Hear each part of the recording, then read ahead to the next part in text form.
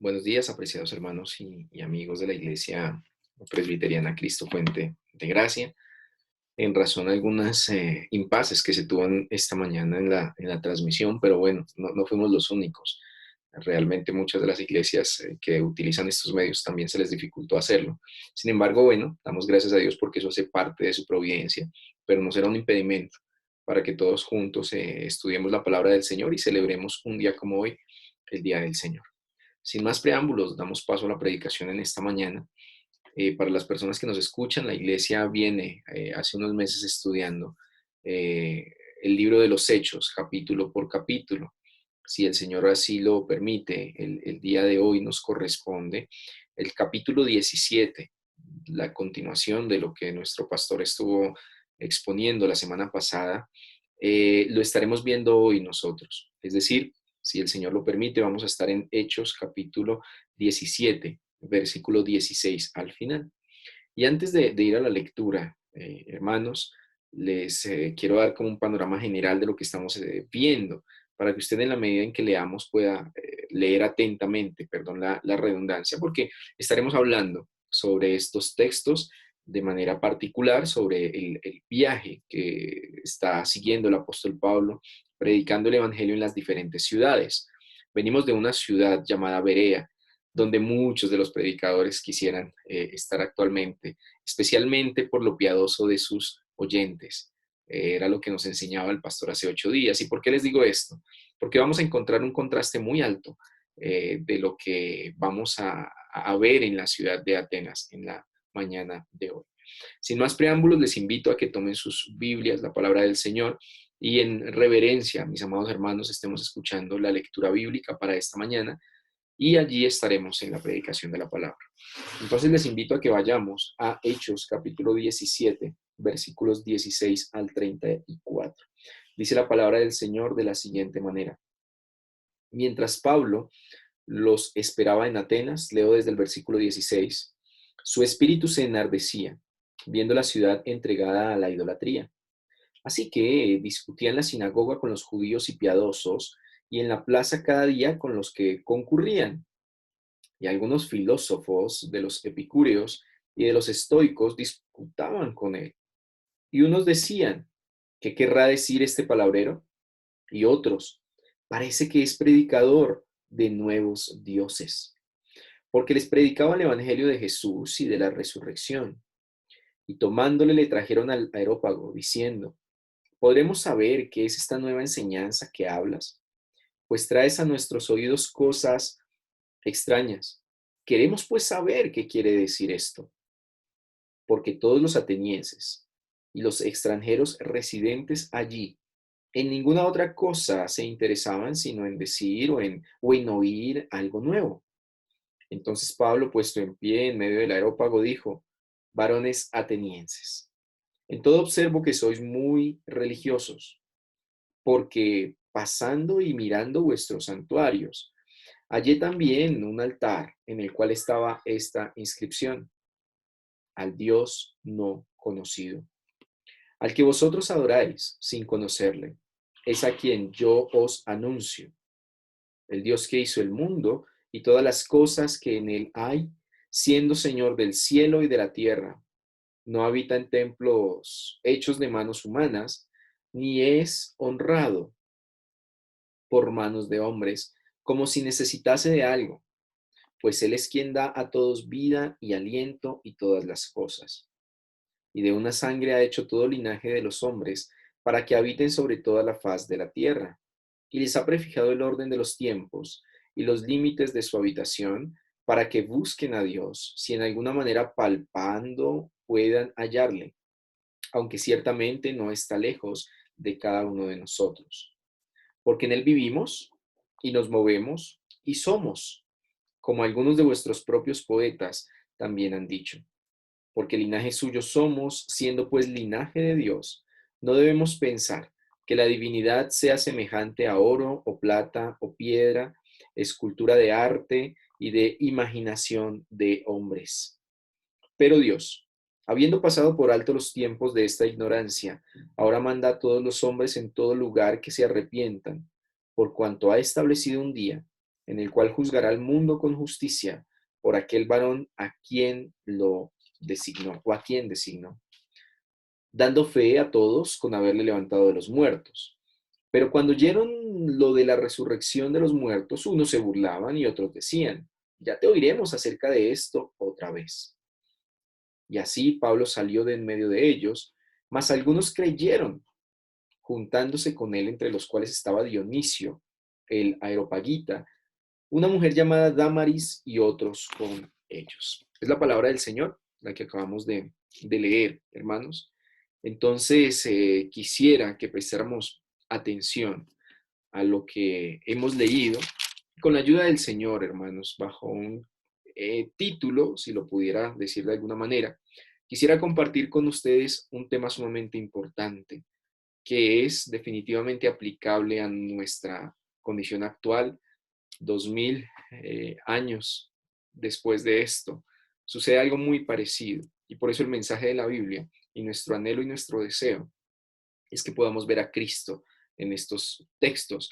Y no solo eso, sino que podamos ser desafiados, que podamos ser animados y exhortados a presentar un evangelio bíblico y un evangelismo que hace parte de nuestra misión como creyentes. Quisiera darles un pequeño título que va a recoger en parte lo que he estado hablando. Ahí es un texto bastante rico en ideas, en temas como tal, y pudiéramos bien gastar muchos sermones solo estudiando estos textos. Pero vamos a estar mirando en esta mañana algo que creo yo captura la gran mayoría de la idea de este pasaje. Y el título que he puesto a este sermón del libro de los Hechos es el siguiente: la relevancia de tu cristianismo hoy. La relevancia de tu cristianismo hoy. Decía en el pasado un creyente bíblico llamado Robert McCheyne lo siguiente. Él decía, tu cristianismo debe facilitar, o tu testimonio debe facilitar a otros el creer en el Evangelio. Claramente no está diciendo que el ser humano es capaz de hacer que otro crea o dar vida espiritual a otras personas. Claramente no, porque entendemos que la salvación viene por gracia. Pero Dios, siendo soberano, utiliza soberanamente herramientas para que otros crean. Y entre esas, claramente, creyente que me estás escuchando, está tu testimonio. Tu testimonio, tu cristianismo debe ser muy relevante hoy día para personas que están cerca a ti. Es lo que estaremos viendo en esta mañana bajo 4 puntos que les estaré socializando en unos instantes. Pero primero quiero hacer el ejercicio que normalmente hacemos y es mirar qué está pasando acá. Entender históricamente algunas cosas que nos van a ayudar a magnificar lo que el apóstol va a predicar en este sermón que él va a darles. Básicamente, este es un sermón sobre un sermón. Es decir, vamos a estar estudiando de manera particular la predicación del apóstol acá. Y sobre eso estaremos. Primero, quisiera que hiciéramos un contexto histórico y general de lo que está pasando en nuestro pasaje. Rápidamente vamos a mirar algunos versos y algunas cosas que resaltar. Dice el texto, empezando en el versículo 16, mientras Pablo esperaba en Atenas.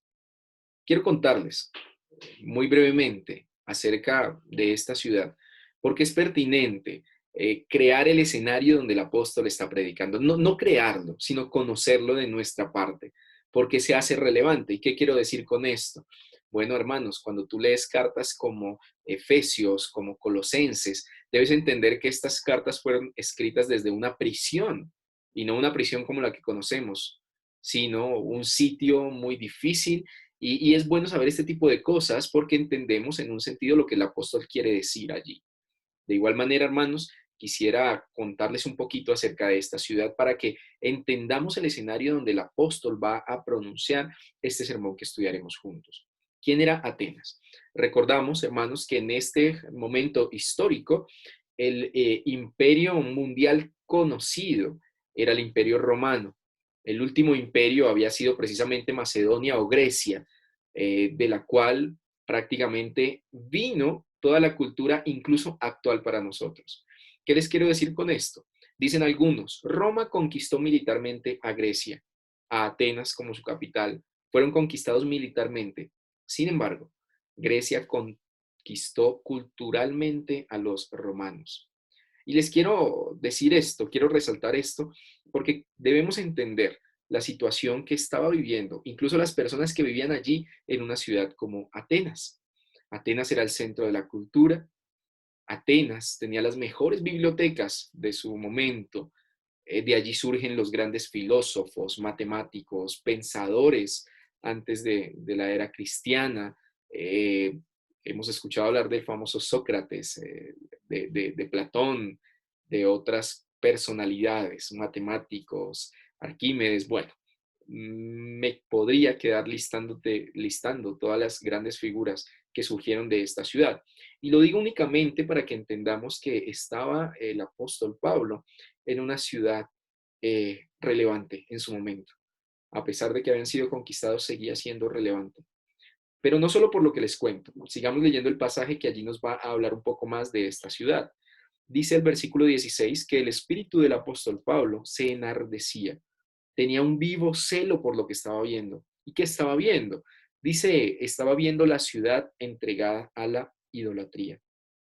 Parte del pensamiento griego de su época tenía que ver con los ídolos que ellos tenían. Bueno, Zeus, todos los dioses del Olimpo, y literalmente, como lo dice el texto aquí, había un dios para cada cosa.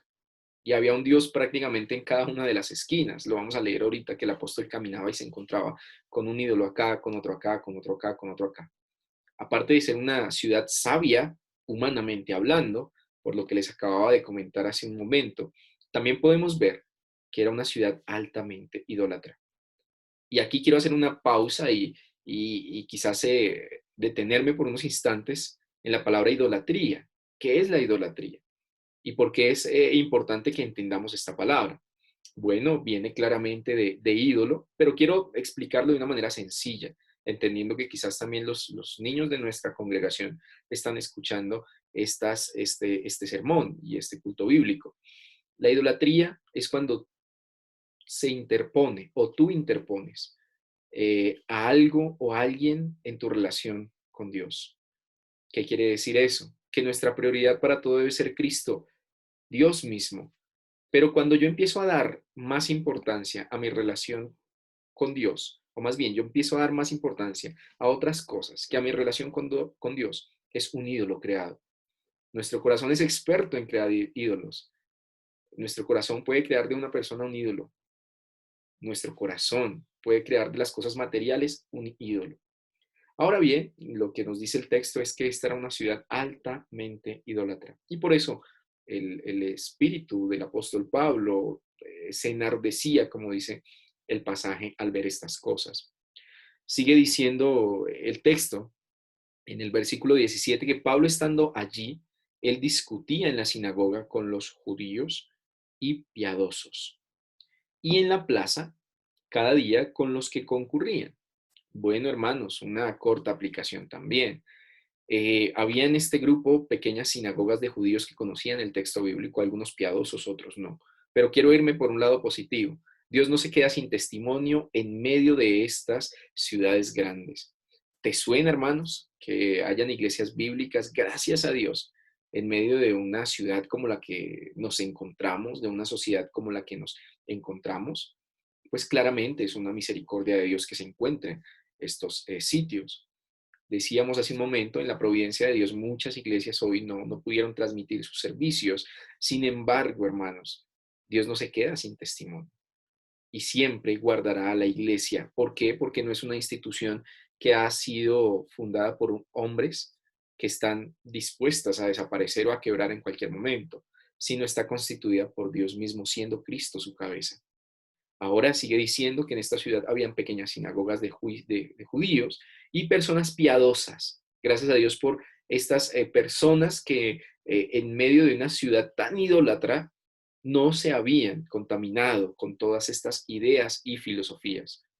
Pero sigue diciendo el versículo 18 rápidamente. Estamos examinando un poco el escenario que estaba viviendo Pablo acá antes de examinar su sermón, que es donde estaré por más tiempo. Dice el versículo 18 que algunos filósofos de los epicúreos y de los estoicos discutían con Pablo. Hablemos un poquito de estas personas, nombres extraños. Eh, Epicúreo había sido un filósofo que había vivido más o menos en el año 140 al año 100 antes de Cristo. Pero más que la biografía de este hombre, vale la pena recordar el que enseñaba, porque claramente habían seguidores en esta época de él. Y es más, hermanos, me atrevo a decir que todavía hay grandes rasgos de esta filosofía en nuestra sociedad actual. ¿Qué decía Epicúreo y por qué estos filósofos eran seguidores de él? Él básicamente decía que la vida únicamente tenía que haber dos cosas, no más. Primero, el placer y segundo, evitar el dolor. ¿Les suena?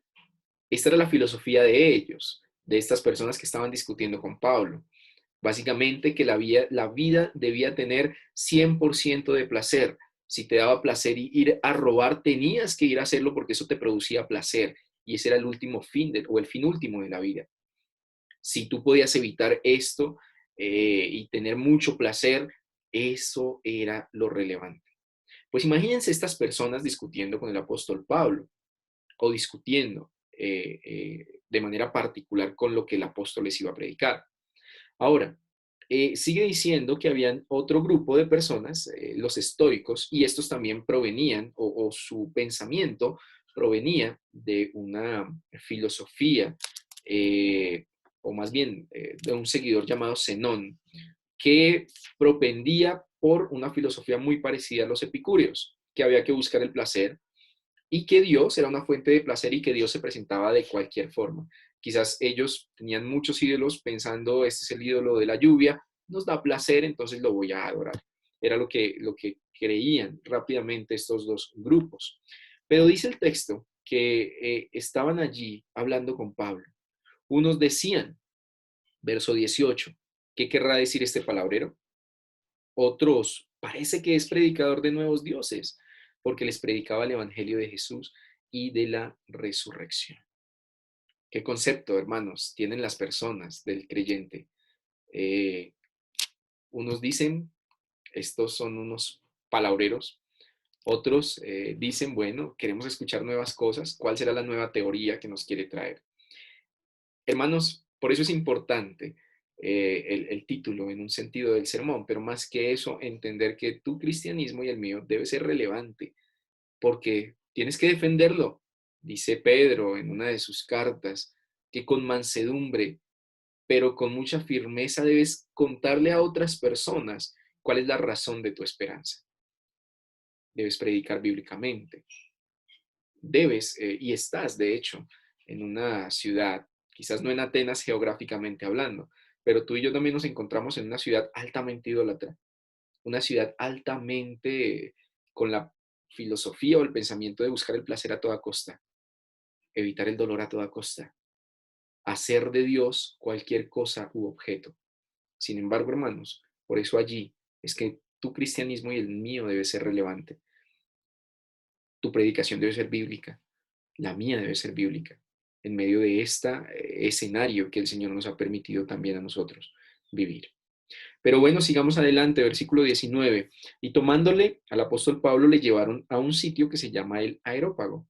El Areópago pues era un sitio que se componía de dos palabras, Aeros y Pago, que básicamente tenía que ver con Ares y con Marte, pero más que con quién tenía que ver era qué representaba este sitio. Imagínense ustedes, hermanos, por ponerles un ejemplo, el centro donde las personas importantes iban allí era el Areópago, donde los grandes filósofos. De hecho, no se reunían personas mayores a los 30 personas en número. Era un sitio casi élite o exclusivo, VIP, por decirlo de alguna manera, donde iban los principales pensadores. Qué gran oportunidad tenía el apóstol Pablo de haber sido llevado allá, porque iban a estar la crema innata de la sabiduría humana en ese momento. Y él fue llevado allá.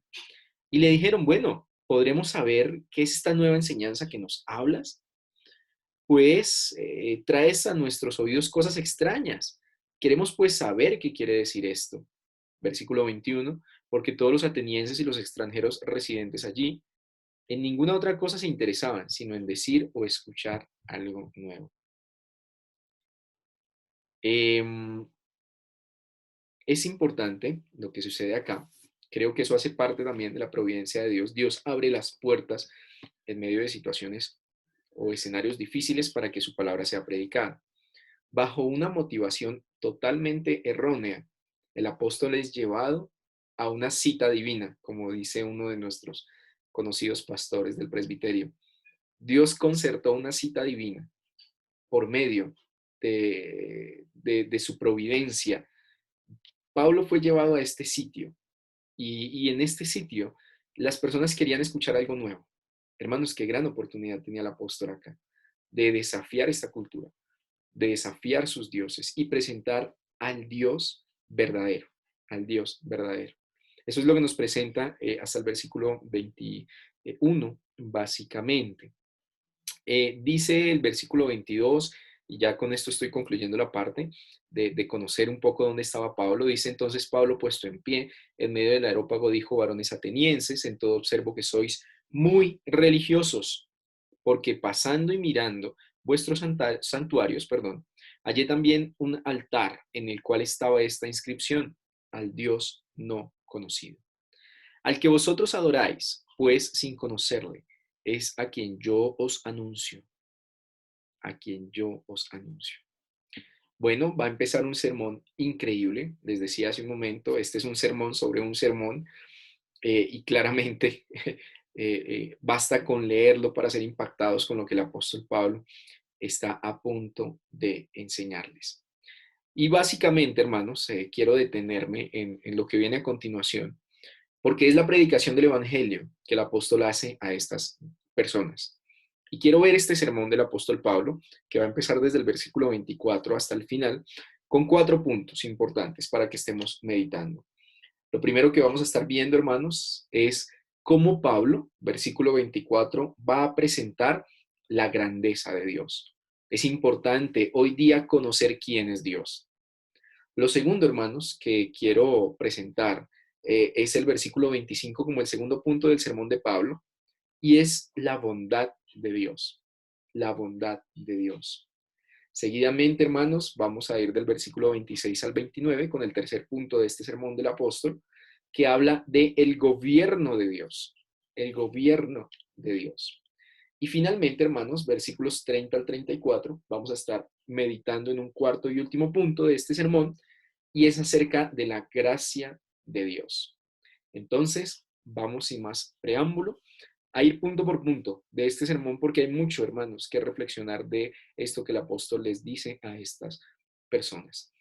Primero, versículo 24, hermanos, el sermón empieza con las siguientes palabras. Dice: el Dios que hizo el mundo y todas las cosas que en él hay, siendo Señor del cielo y de la tierra, no habita en templos hechos de manos humanas. Esto que el apóstol les dice acá es contracultura para ellos.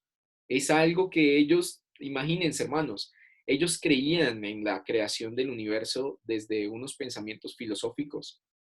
Ellos creían que la vida venía por unos entes creadores totalmente diferentes. Ellos adoraban el sol, adoraban la luna. Y el apóstol les dice: no, les quiero presentar a un Dios que es grande. Y el versículo 24 dice que Dios hizo el mundo y que Dios hizo todas las cosas que hay en el mundo. Y eso incluía a estos filósofos, eso incluía a estas personas. ¿Por qué es relevante este primer punto en el sermón de Pablo? Porque les está presentando a un Dios que es soberano. Hermanos, hoy día, con lo que está sucediendo, y claramente creo que en todos nuestros sermones hemos podido meditar un poco en la providencia del Señor y lo que está permitiendo con todo esto del virus y la pandemia, pero me encontraba el día de ayer, hermanos, y permítanme lo leo de manera literal, me encontraba con un pensamiento que hablaba de la soberanía de Dios, de un predicador llamado Miguel Núñez. Y él decía lo siguiente, él decía ayer, que pude observar esto, él decía un pensamiento muy sabio que no era de él, sino le estaba citando a otro autor. Él decía que la telaraña que tú ves en tu casa y a Napoleón Bonaparte dirigiéndose con todos los ejércitos hacia toda Europa, ambos sucesos, la simple telaraña construida por una arañita y este gran hombre yendo a conquistar nuevos países, ambos sucesos están en la soberanía de Dios. Y culmina diciendo Miguel Núñez aquí en esta cita, ¿cuánto más una pandemia que está caminando por el mundo? ¿Cuál es el punto de lo que quiere decir? Hermanos, no podemos perder de vista que nuestro Dios es grande, que Dios hizo el cielo y la tierra. Y no solo el cielo y la tierra, sino que Él hizo, hermanos, las cosas que habitan en el cielo y en la tierra.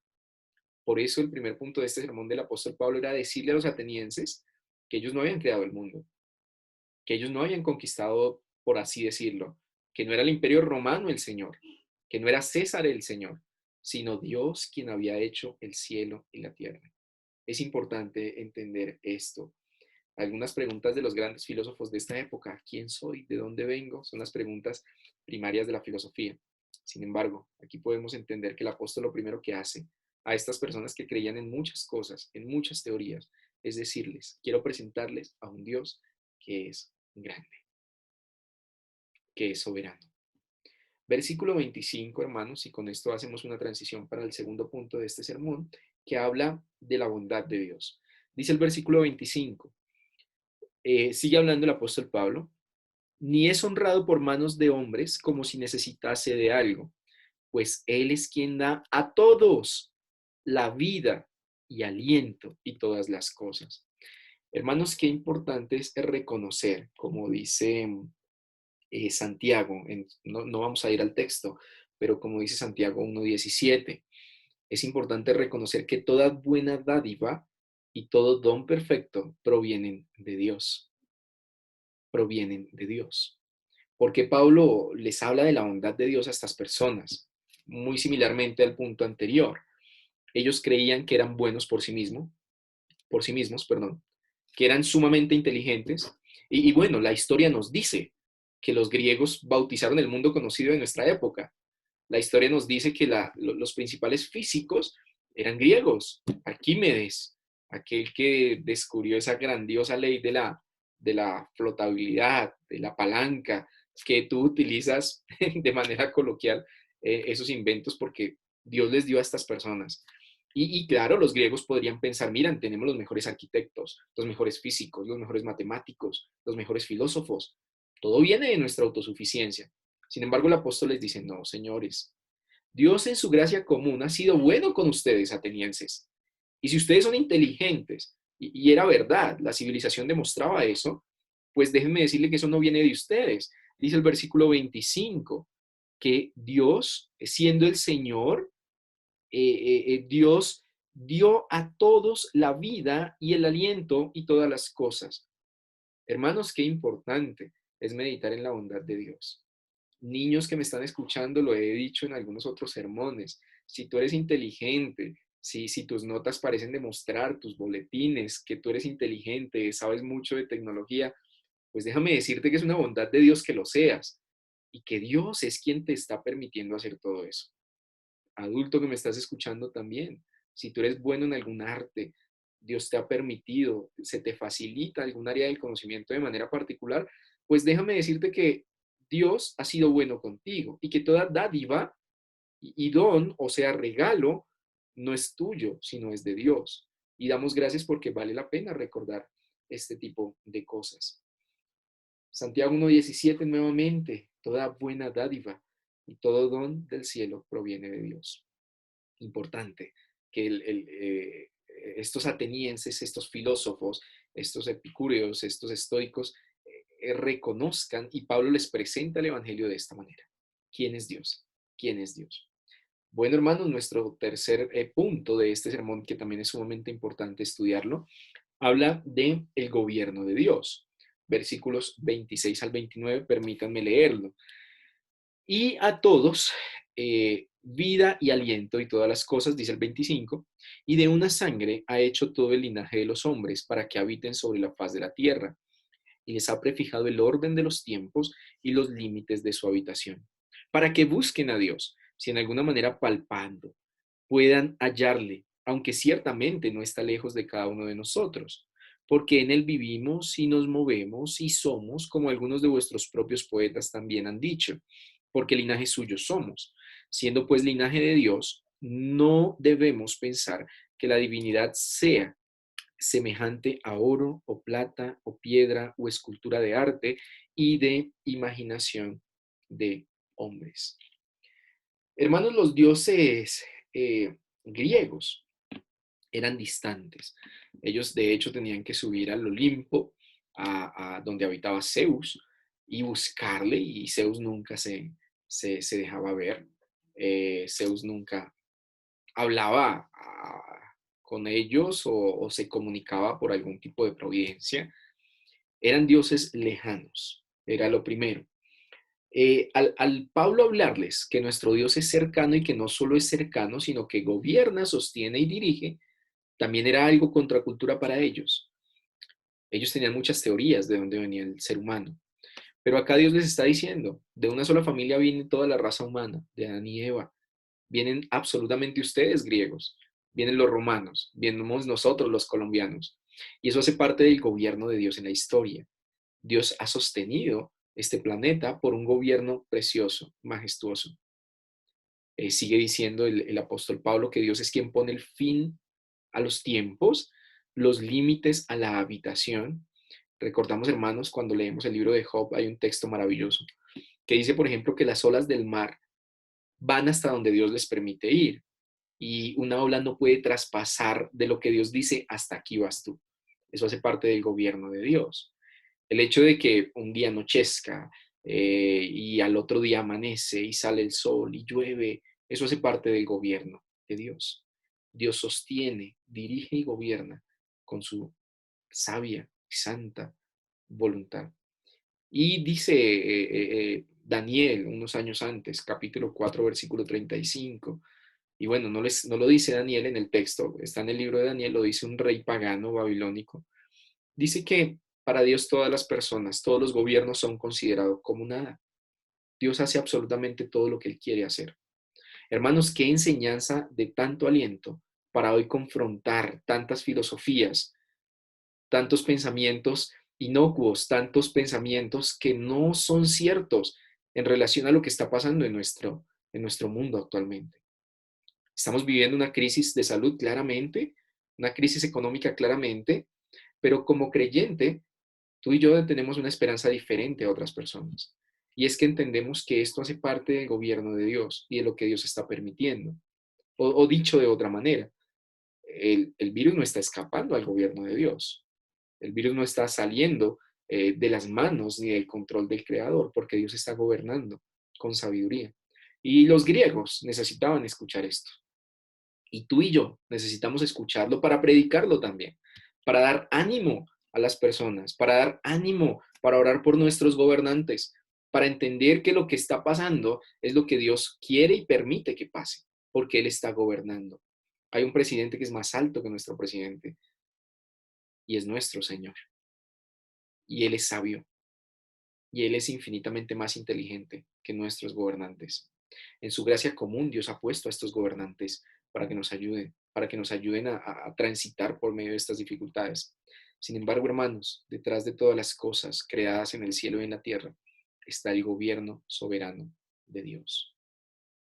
Finalmente termina este sermón, hermanos, hablando de la gracia de Dios, versículos 30 al 34.